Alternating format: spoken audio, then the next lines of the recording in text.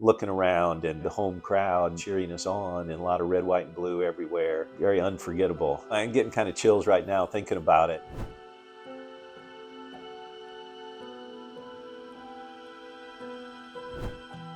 '77 was my first year, and maybe had a good tournament. I won a tournament in '78. Didn't really think about the points going toward the Ryder Cup or anything like that. But then in '83, I qualified, and early in that year, I had a couple good tournaments. I'd won a couple tournaments in '82, and then I finished pretty good at the Tournament of Champions. And I remember Raymond Floyd saying to me, "Double Ryder Cup points here." And I went, "Oh, that's right." And so it really wasn't on my radar so much.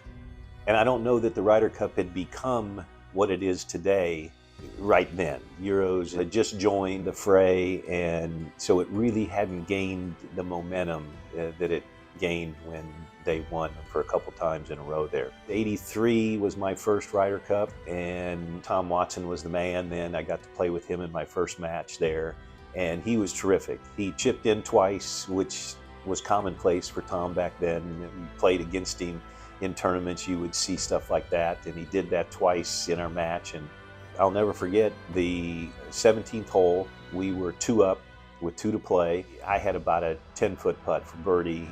I just thought I was going to be able to 2-putt this thing and we were going to win 2-1. And he comes over to me and he says, "He's going to make this putt, so you need to get ready.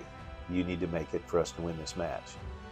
And it kind of shocked me. It was like somebody pouring cold water down my back, because I was totally not thinking that. I think it was Ian, who was maybe 22, 24 feet or whatever. So I didn't think he was going to make the putt. Well, sure enough, he made it. But I think had Tom not said that to me, I wouldn't have been ready, and I happened to make it, and we won the match 2-1. So that was an amazing thrill. Number one, getting to play with Tom. I didn't know Tom that well. I was semi-rookie. I'd been out 4 years maybe, but he was in a different echelon than I was used to hanging in. He was on the leaderboard every single week. I was not. So that was a thrill for me to get to play with him there. To be in that room with those 11 other guys, and Jack was our captain in '83. What a thrill that was to win for him. To be included in those pictures, and I look back on it, and to be one of those 12 guys was awfully special, and something that everyone, I think, once they get on a team, they strive for.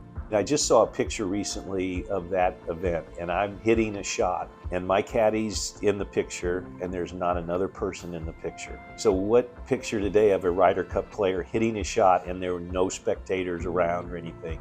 In '83, for the week, I always tell the story, maybe 7,500 people for the week. In '95, when I played at Oak Hill, on Tuesday, we walked out of the clubhouse for a practice round. There were probably 25,000 people around the clubhouse chanting USA, USA, go Jay, all this stuff. The hair on the back of my neck stood up, and I went, oh, this is different than I remember. After playing in '83, that was all I wanted to do, to get back on that team. '83 was the year Lanny hit it stiff for us to ensure the win on the last hole, and we still talk about that and what a great finish that was. But then they won in '85, and then '87 was Muirfield Village. And for them to come over to America and win handily, and they had a nucleus of Faldo and Lyle and Ballesteros and Jose Maria. The handwriters on the wall that they were going to be around for a while, and it wasn't going to go away. Came back to '91. Now this was the first time it was in America when the U.S. was getting it handed to them, and it got a little ugly, I think. You know, there were some tense moments, I suppose, and then came within a 6-footer for them winning again. The United States wins the Ryder Cup. That kind of changed the dynamics, and I would say the public would say in a great way. The players maybe, do we really want this to become such a us versus them kind of a hate to it? And I've heard stories of guys going over and playing in Europe and getting booed when they're announced. No one ever gets booed in golf, and they do in the Ryder Cup, which is maybe not the way it's supposed to be, but it's kind of factual. And Lanny was playing with Mark O'Meara, and they booed when they were announced on the first tee, and supposedly Mark's eyes got real big, and Lanny goes, "Don't you love it?" So 2 different mindsets there. And that was why Lanny, I think, was very successful in the Ryder Cup, along with being an amazing player. That's kind of it. To me, it changed right then in the late 80s and going forward. Arguably one of the great sporting events in the world. Everybody seems to love watching it and seeing the emotion.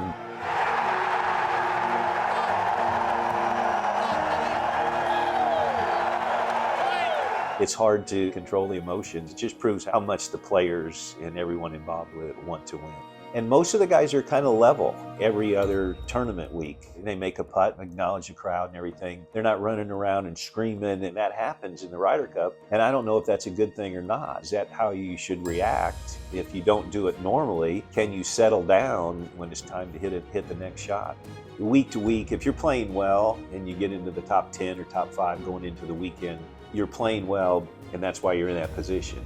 In the Ryder Cup, you might not be playing great, but your match is 1 point counts just as much as every other match. For me personally, when I get ultra nervous is when I'm really not playing great, but I've somehow cobbled it together and I'm doing it with smoke and mirrors and chipping and putting great and everything, but I know that it's going to break down at any moment. And then the more pressure you get because you're in the hunt, the quicker it can break down. In a week-to-week thing, if you're playing great, you play up to that point in Sunday afternoon where you have a chance to win. In the Ryder Cup, that moment is Friday morning. No matter how you're playing or not, you're in the last group basically on Sunday in a major. That's kind of what I liken it to.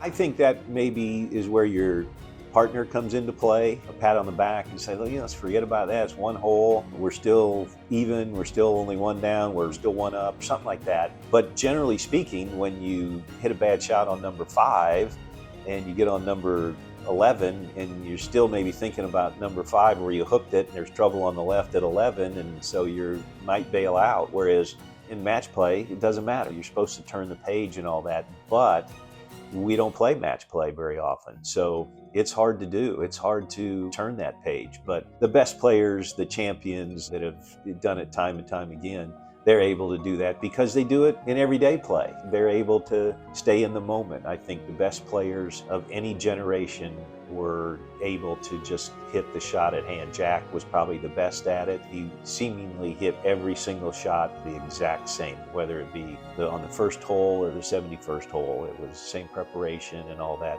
In modern times, it's Scotty. You see him seemed unfazed by what has just happened. He stays in the moment, doesn't get too high, too low. A good lesson for all of us. That's just the way golf is, up and down, and you just have to ride those waves. So you have to dodge a bullet maybe when a guy's not playing his best, and if it's an alternate shot, so his partner picks him up and you somehow get a half a point. Those half points go a long way by the end of the week and mean so much. But the fact is, you're going to get some guys that are not playing the way they want to play, and you just have to survive that. How about that? Those are the sorts of things that break your opponent's back when they're just licking their chops. I hear guys all the time say, well, I really wasn't that nervous. Then you weren't awake. I can't imagine not being nervous in that situation. But I always tell my boys or any young player, being nervous is great. You'd much rather be nervous and be in the fray than sitting on the couch watching it with the clicker in your hand. What would you rather be doing? I'd rather be playing to have a chance. And to be nervous, that's what fuels us, I think. There's no other greater feeling, I think, for an athlete than to be in the hunt and to have a chance. And it's what we work for. In general, I would say embrace the challenge and meet it head on and just love it. The 35th Ryder Cup matches.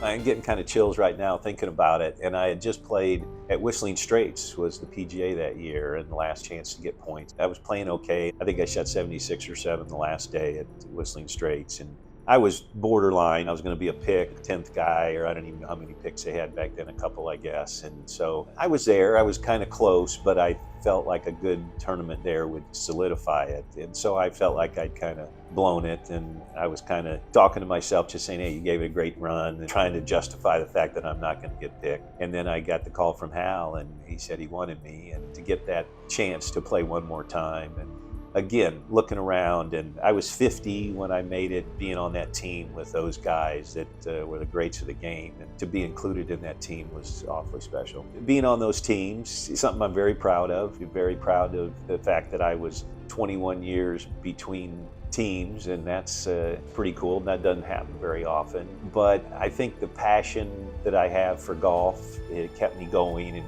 that was a goal when I started having a good stretch there at 49 and played really well. And my goal was to make the Ryder Cup team, and that kept me going to the practice tee and things like that. So I think the privilege of getting to do that trumps everything.